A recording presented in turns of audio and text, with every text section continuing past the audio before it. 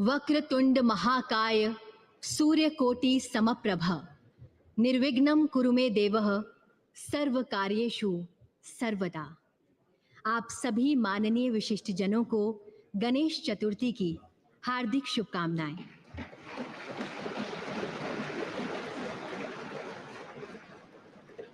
आज का दिन इतिहास के सुनहरे पन्नों में अंकित होने का दिन है।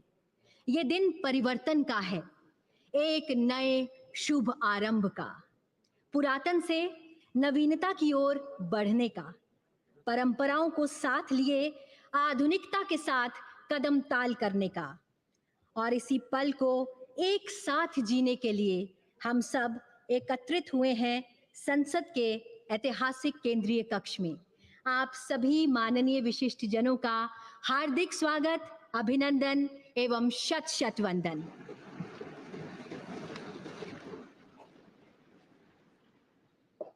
कार्यक्रम को प्रारंभ करने हेतु मेरा सादर अनुरोध माननीय संसदीय कार्य मंत्री जी से कि वे स्वागत संबोधन प्रस्तुत करें। आप सभी को नमस्कार।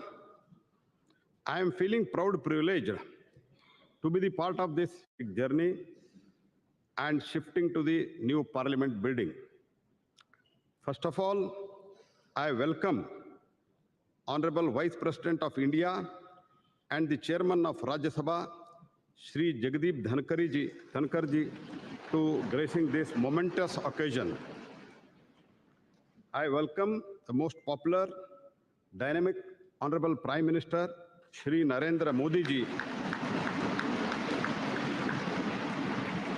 who has been real force behind giving us the new temple of democracy in the shape of new state-of-art Parliament House building, which is emerging as a symbol of Atmanirbhar Bharat. I also welcome Honorable Speaker Shri Om Birla ji, Deputy Chairman Rajya Sabha Shri Harivansh ji, Leader of the Rajya Sabha Shri Piyush Goyal ji, Leader of the Opposition Rajya Sabha Shri Mallikarjun Kharge ji, Leader of the largest opposition party in the Lok Sabha Shri Adhir Ranjan Chaudhary ji, all my colleague ministers, other senior leaders, fellow MPs from both the houses of the Parliament, to this function which has been organized to commemorate the last sitting of both the House held yesterday in the respective chambers. Today onwards, our two houses of the Parliament shall have their sittings in the new Parliament House building. We all know that this central hall has witnessed transfer of power from Britain to Bharat.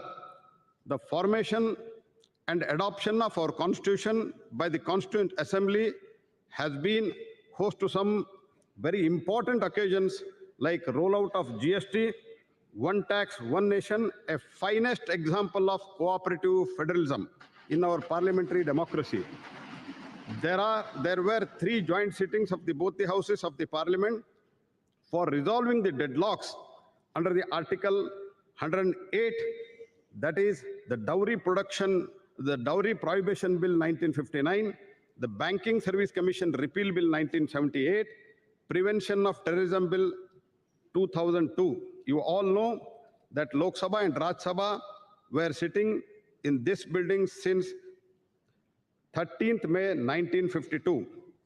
Along with all my fellow members of the Parliament and other stakeholders of this Parliament, I am very happy and enthusiastic about the functions of the two houses of the Parliament henceforth from the new building, which is the symbol of new and emerging Bharat, paving the way for the developed nation as envisaged by Prime Minister by 2047. At the end, I would like to say that our journey so far is marked by excellent achievements, memorable experience, difficult challenges, remarkable milestones. As we go ahead, let us learn from our previous experiences. So far, and reaffirm our commitment to our historic democratic values and tirelessly work for the betterment of the person last in the queue. Jai Hind. बहुत बहुत धन्यवाद मान्यवर। अब संबोधन हेतु मैं आमंत्रित करना चाहूंगी लोकसभा में कार्यकाल की दृष्टि से वरिष्ठतम वर्तमान संसद सदस्य श्रीमती मेनका गांधी जी को।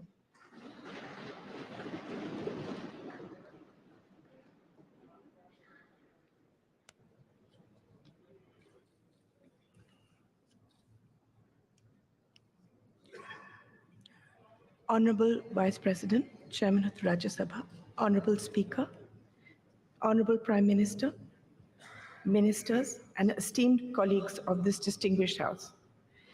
Actually, I'm as surprised to be here as you are to see me. This is a historic day today. I'm proud to be part of this historical moment when a government under the leadership of Prime Minister Shri Narendra Modi ji has undertaken to repair the deep-rooted asymmetry and to give an equal share in India's future to all of us women. I'm grateful for the honor you have given me of speaking about my years in Parliament. We are going to a new building, and hopefully this grand edifice will reflect the aspirations of a new Bharat. Today,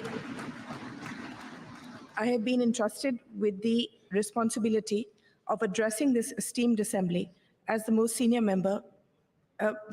parliamentarian in the Lok Sabha. I entered Parliament at the age of 32, 9 years after the death of my husband. My debut was as Minister for Environment.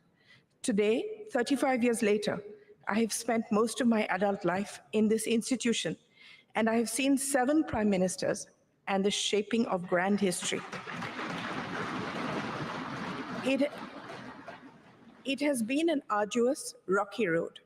I had several terms as an independent member and finally joined the Bharatiya Janata Party under Shri Atal Bihari Vajpayee ji's leadership in 2004. Since then, I have remained a proud member of the BJP as well as this august House.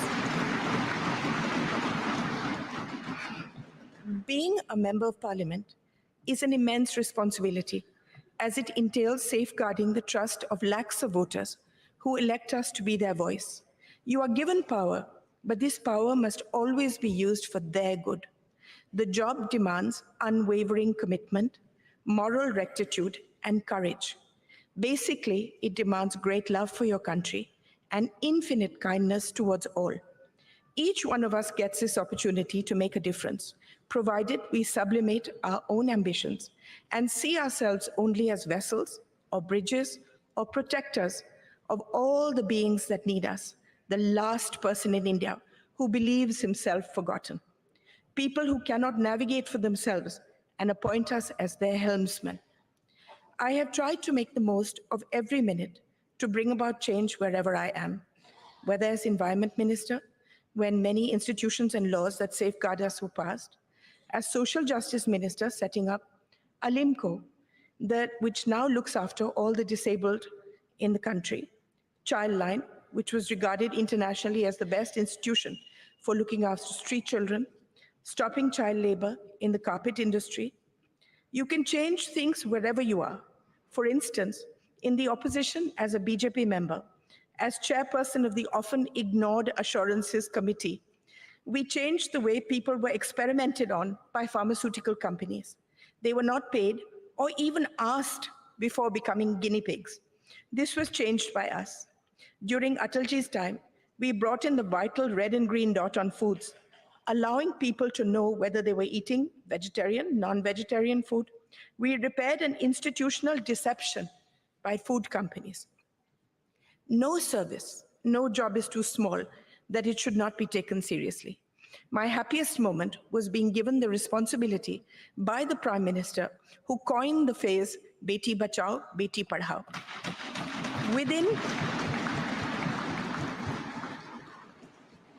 Within 2 years, we changed the thought of the country, the entire thought of the country, and the statistics show that it is a lasting change.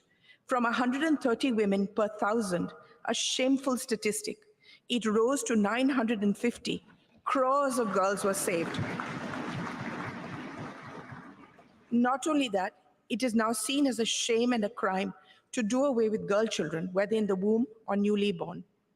Now that we are going into a new building, a new phase, I want to tell all the young people here that politics is never fulfilling unless you have a grand passion and a commitment outside it, unless a fire of curiosity burns within you. No service is too small in the service of Mother India. What I have learned is that each constituency is your family. Within my family, there are a million microcosms of individual families. Each of them depend on us. We are a part of their lives as they are of ours. I have seen my primary duty to look after each family that has placed itself in my care by electing me, by seeing me as one of their own. In this matter, I wish to say that the Prime Minister has seen beyond people as a statistic and has meticulously seen to the needs of each individual family. Opening bank accounts, giving dignity in the form of toilets, home water taps, building homes for the poor, gas cylinders, giving young people loans, skilling them, protecting them through the largest pandemic in history, saying that no one remained hungry. Before I end, I would like to tell you a few things that I have learned in my long journey so far. Never give up. There are times in all our lives where the world sits heavy on our shoulders and there doesn't seem any path ahead.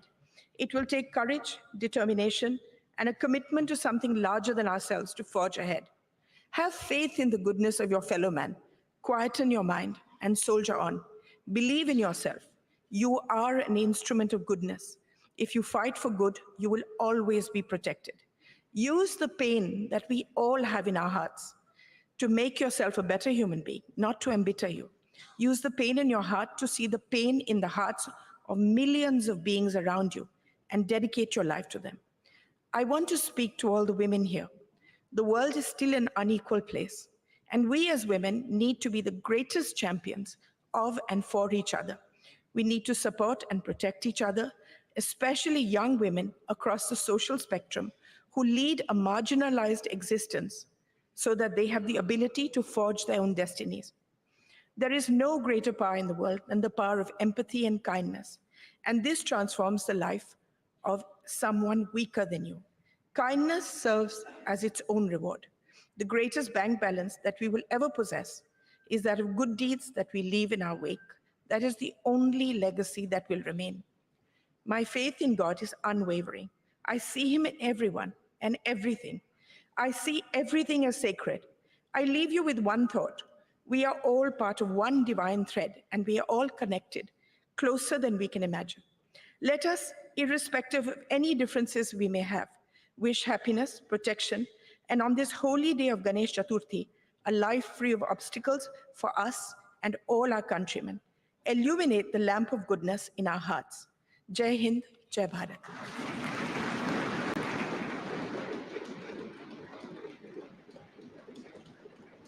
बहुत बहुत धन्यवाद ma'am. आपने बिल्कुल सही कहा, ये वो देश है जहां बेटियां आगे बढ़ती हैं, ये वो देश है जहां परंपराओं के साए में आधुनिकता पनपती है, ये वो देश है वसुधैव कुटुंबकम जिसका नारा है विश्वगुरु भारत, ये देश हमारा है। अब मेरा सादर अनुरोध लोकसभा में सबसे बड़े विपक्षी दल के नेता श्री अधीर रंजन चौधरी जी से कि वे अपना संबोधन प्रस्तुत करें। Honorable Vice President of India, Honorable Speaker Lok Sabha, Honorable Prime Minister of India, Parliamentary Affairs Minister of both the houses, opposition leaders, Kharge ji, all my senior leaders and distinguished, esteemed colleagues of both Lok Sabha and Rajya Sabha.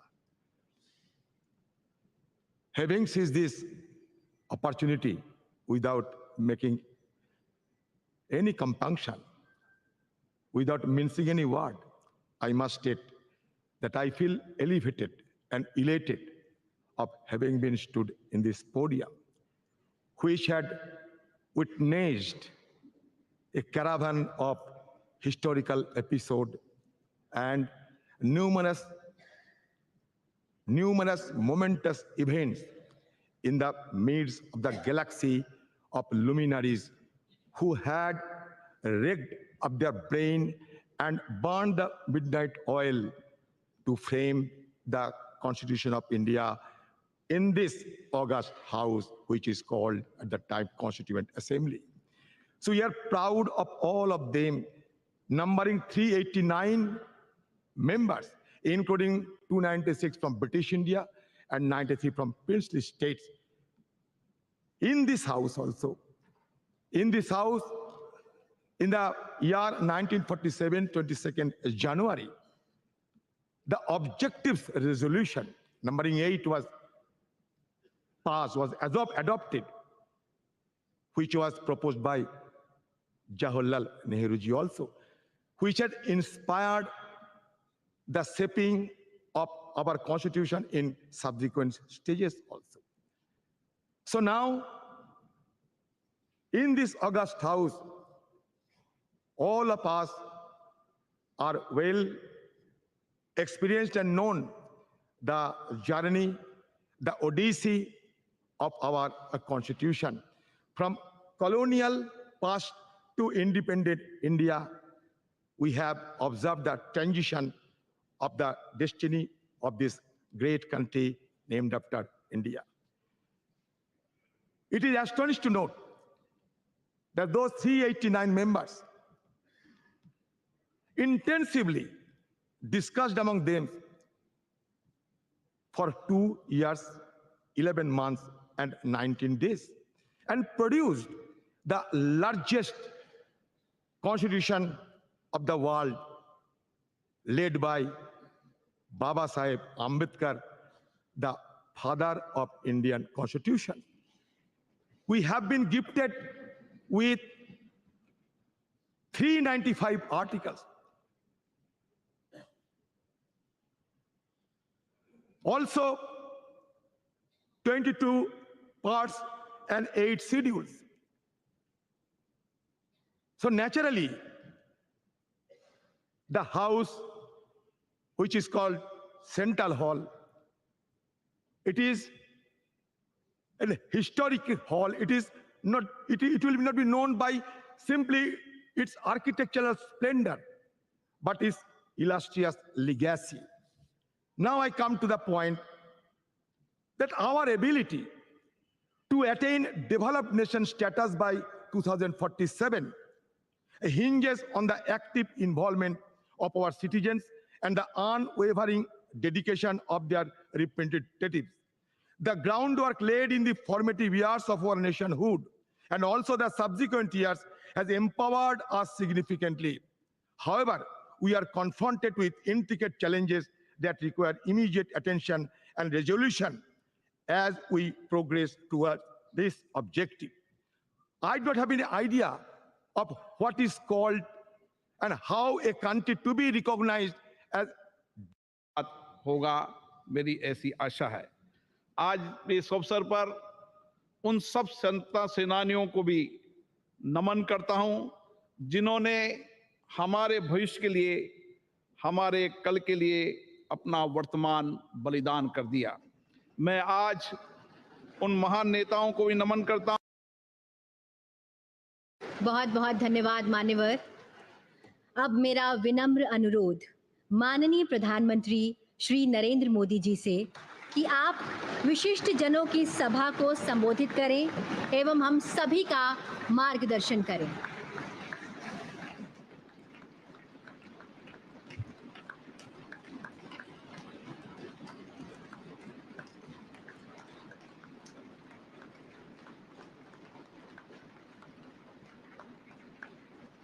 आदरणीय उपराष्ट्रपति जी, आदरणीय speaker महोदय, मंच पर विराजमान सभी वरिष्ठ महानुभाव और 140 करोड़ देशवासियों के प्रतिनिधि, सभी माननीय सांसदगण, आपको और देशवासियों को गणेश चतुर्थी की अनेक अनेक शुभकामनाएं।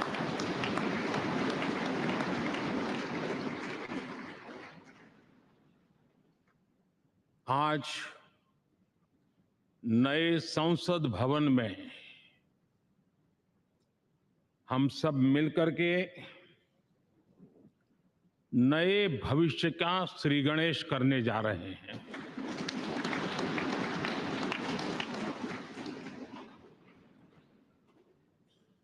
आज हम यहां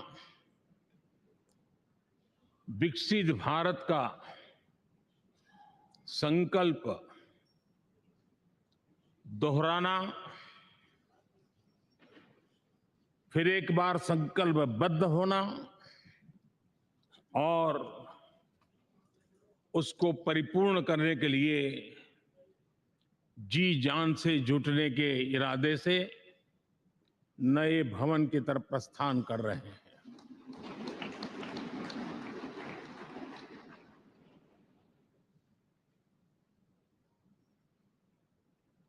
सम्माननीय सभागृह, ये भवन और उसमें भी ये सेंट्रल हॉल एक प्रकार से हमारी भावनाओं से भरा हुआ है। हमें भावुक भी करता है और हमें हमारे कर्तव्य के लिए प्रेरित भी करता है। आजादी के पूर्व ये खंड एक प्रकार से लाइब्रेरी के रूप में इस्तेमाल होता था, लेकिन बाद में संविधान सभा की बैठकें यहां शुरू हुई और उन संविधान सभा की बैठकों के द्वारा गहन चर्चा विचारणा कर करके हमारा संविधान यहीं पर आकार लिया। यहीं पर 1947 में अंग्रेजी हुकूमत ने सत्ता हस्तांतरण किया, उस प्रक्रिया का भी साक्षी हमारा ये सेंट्रल हॉल है। इसी सेंट्रल हॉल में भारत के तिरंगे को अपनाया गया, हमारे राष्ट्रगान को अपनाया गया और ऐतिहासिक अवसरों पर आजादी के बाद भी सभी सरकारों के दरमियान अनेक अवसर आए जब दोनों सदनों ने मिलकर के यहां पर भारत के भाग्य को गढ़ने के पर विचार किया, सहमति बनाई और निर्णय भी किए। 1952 के बाद दुनिया के करीब 41 राष्ट्राध्यक्षों ने इस सेंट्रल हॉल में हमारे सभी माननीय सांसदों को संबोधित किया है।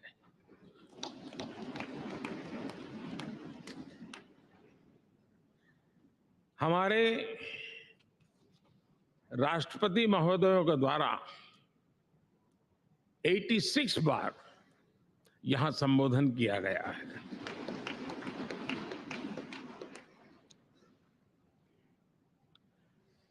बीते 7 दशकों में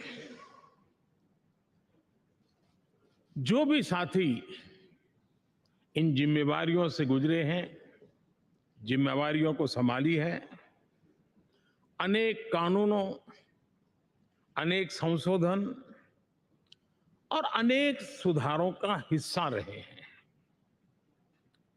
अभी तक लोकसभा और राज्यसभा ने मिलकर करीब करीब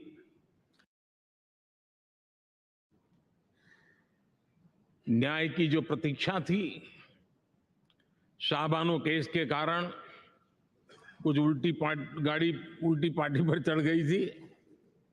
इसी सदन ने हमारी उस गलतियों को ठीक किया और 3 तलाक विरुद्ध कानून हम सब ने मिलकर के पारित किया। संसद ने बीते वर्षों में ट्रांसजेंडर को न्याय देने वाले कानूनों का भी निर्माण किया। इसके माध्यम से हम ट्रांसजेंडर के प्रति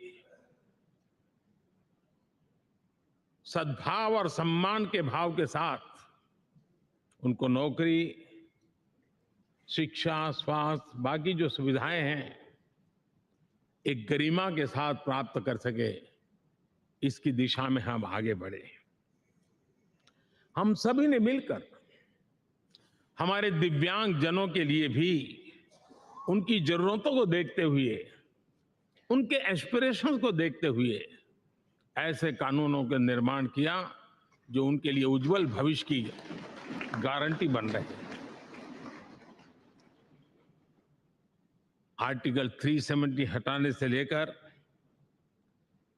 वो विषय ऐसा रहा जो शायद ही कोई दशक ऐसा होगा कि चर्चा न हुई हो, चिंता न हुई हो और मांग न हुई हो।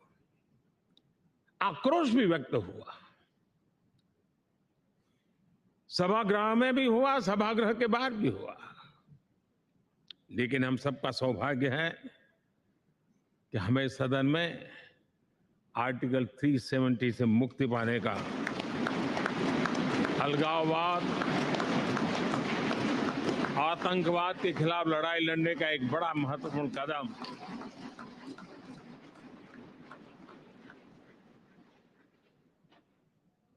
और इस महत्वपूर्ण काम में माननीय सांसदों की, संसद की बहुत बड़ी भूमिका है। जम्मू कश्मीर में इसी सदन में निर्मित हुआ संविधान हमारे पूर्वजों ने दिया हुआ वो महामूल्य दस्तावेज जम्मू कश्मीर में लागू करते हैं तो इस मिट्टी को प्रणाम करने का मन करता है। आज जम्मू और कश्मीर शांति और विकास के रास्ते पर चलने के लिए प्रतिबद्ध हुआ है और नए उमंग, नए उत्साह, नए संकल्प के साथ जम्मू कश्मीर के लोग आगे बढ़ने का कोई मौका अब छोड़ना नहीं चाहते हैं। ये दिखाता है कि संसद के सदस्यों ने मिलकर के संसद के भवन में कितने महत्वपूर्ण काम किए हैं। माननीय सांसदगण, लाल किले से मैंने कहा था, यही समय है, सही समय है।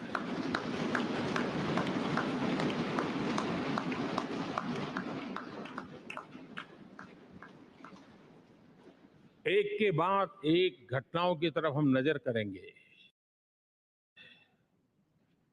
देश जिस दिशा में चल पड़ा है, इच्छित परिणाम अवश्य प्राप्त होंगे।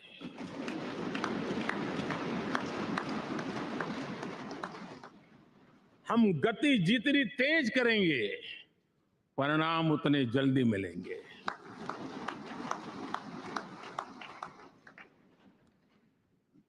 आज भारत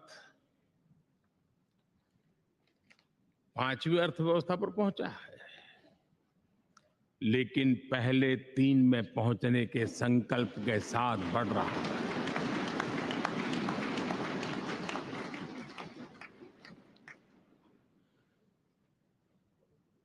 और मैं जिस स्थान पर बैठा हूं, जो जानकारियां प्राप्त होती है उसके आधार पर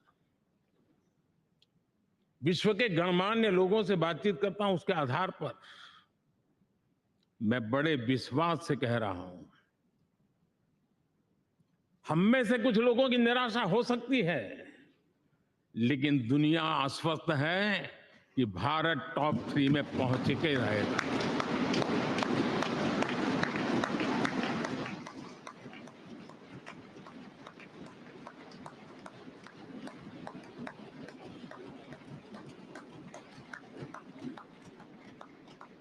भारत का बैंकिंग सेक्टर आज अपनी मजबूती के कारण से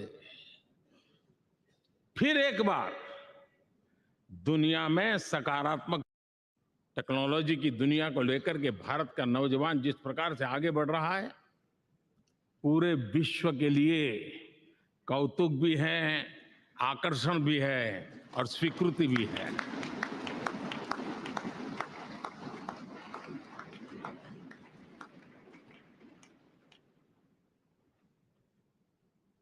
हम सब उस ऐसे कालखंड में हैं, मैं कहूंगा हम लोग एक भाग्यवान लोग हैं। ऐसी भाग्यवान समय में हमें कुछ दायित्व निभाने का अवसर आया है और हमारा सबसे बड़ा भाग्य है कि आज इंडियन एस्पिरेशंस उस ऊंचाई पर हैं जो शायद पिछले 1000 साल में नहीं रहे होंगे।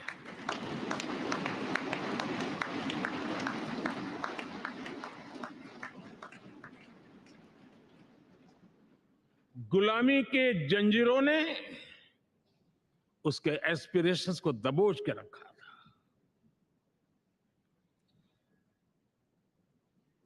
उसकी भावनाओं को तहस नहस कर दिया था। आजाद भारत में अपने सपने संजो रहा था, चुनौतियों से जूझ रहा था, लेकिन मिलकर के आज जहां पहुंचे हैं, अब वहां वो रुकना नहीं चाहता है।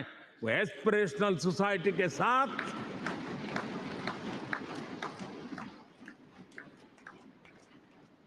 नए लक्ष्य गढ़ना चाहता है।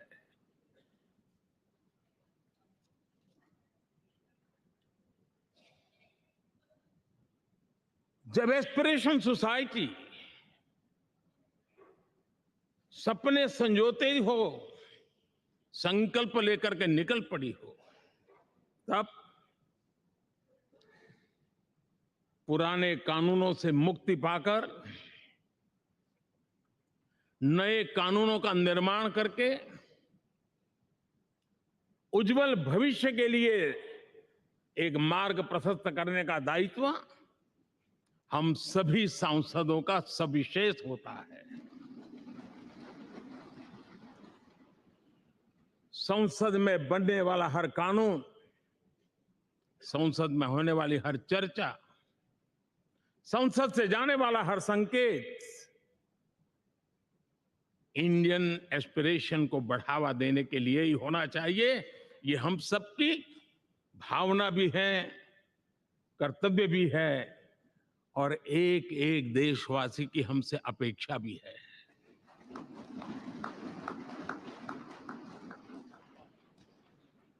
हम जो भी रिफॉर्म करें, उसके मूल में इंडियन एस्पिरेशन सबसे सर्वोच्च पद पर होना चाहिए, प्राथमिकता पर होना चाहिए।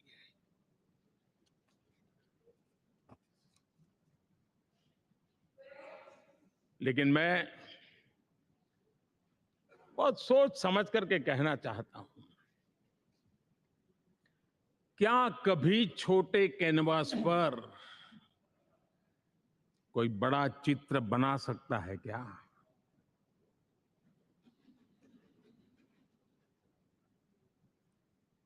जैसे छोटे कैनवास पर बड़ा चित्र नहीं बन सकता, वैसे हम भी अगर हमारे सोचने के कैनवास को बड़ा नहीं कर सकते, तो भव्य भारत का चित्र भी हम नहीं अंकित कर सकते।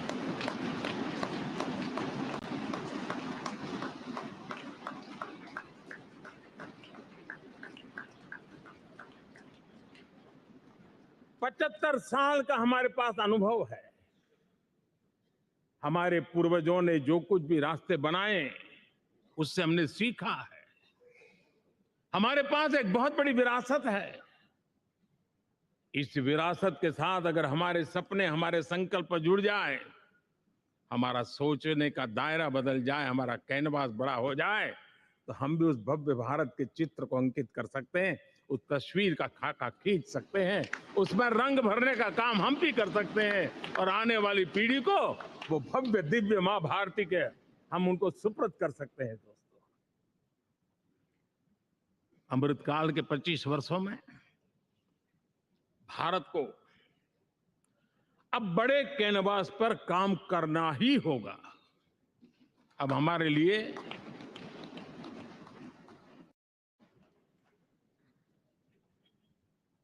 छोटी छोटी चीजों में उलझना वो वक्त चला गया है।